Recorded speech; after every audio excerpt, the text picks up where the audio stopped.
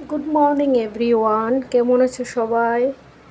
তো দেখো আমি বাজারে গিয়েছিলাম, তো দেখো বাজার থেকে কী কী আনলাম। কাঠকল, এখানে আছে পটল, বেগুন, আর এটা হচ্ছে, তোমরা কি বলো জানি না,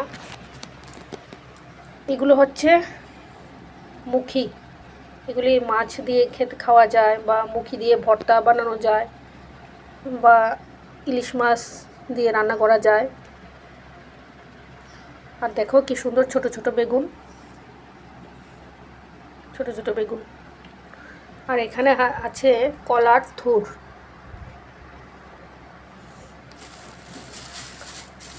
আর এখানে আছে এই কাঁচা লঙ্কা।